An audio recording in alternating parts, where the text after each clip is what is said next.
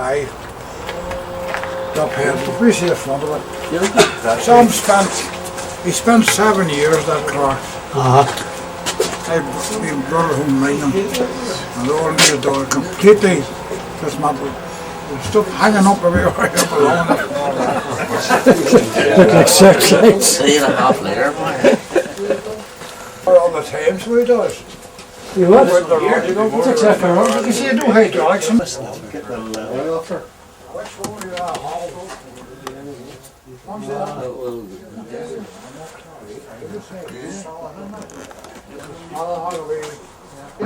upload the car or it's just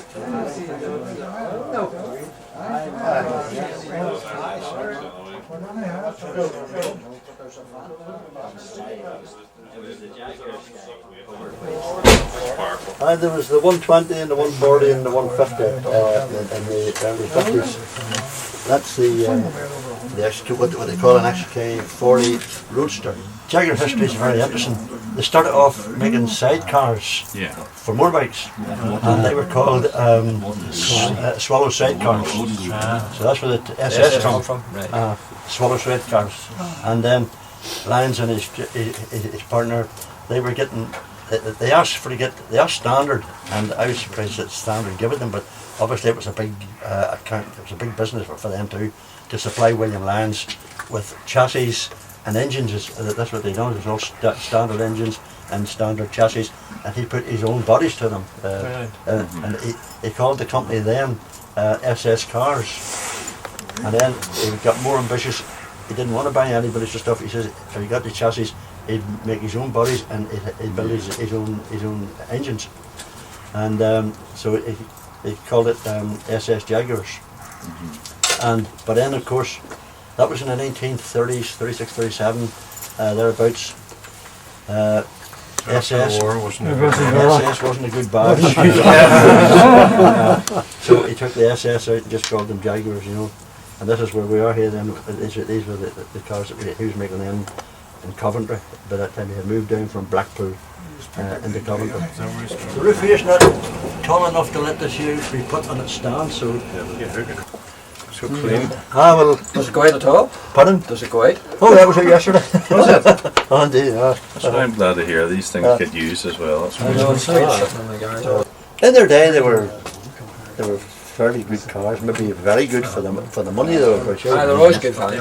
Yeah, they were. You know, okay, you had Bentleys and Rolls, and you had Alvises and Lagondas, all a lot dearer than this here.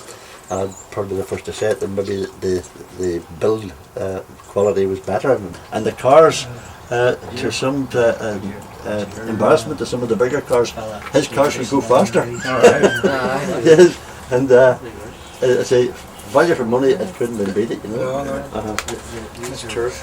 But today, you see taking these cars out today, even I feel dealing with them, you know, because you get so much used to driving every day car now. And the work at this one. The brakes are no and this here, I had to put the brakes on about half an hour before I would normally. I don't know if any of you ever watched the old thing on the television, Arthur Daly. You remember Arthur Daly? Well, you might have seen that there was a little fella come into Arthur's, he had a big forecourt out in front, and there was Jaguars and all fancy cars in it. And this young fella came into him and he says, Arthur says, Arthur came out with a yellow tie and the dark glasses, you know. He says, what can I do for you, son, with a big cigarette? What can I do for you, son? And he says, I'm thinking of buying one of your big Jags. He says, Mr. Daly. He says, have you anything to trade in? And the wee fella pointed across the road, and I hope none of these had a Vauxhall. He had a Wyvern Vauxhall. Now I don't remember them, but they were a bit of a problem. And Arthur just looked at them, he says, I don't think so, son. He says, take it away and sell it, and come back, and I'll sell you a real car. And the fella says, Mr. Daly, they don't make them like that anymore. And Arthur says, I know, son, they don't.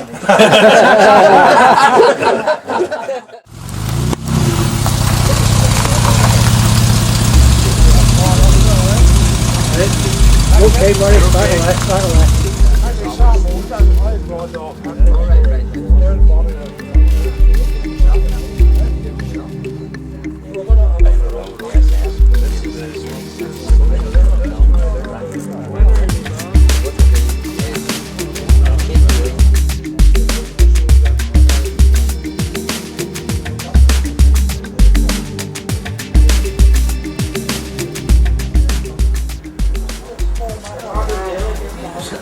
looks the same, you know.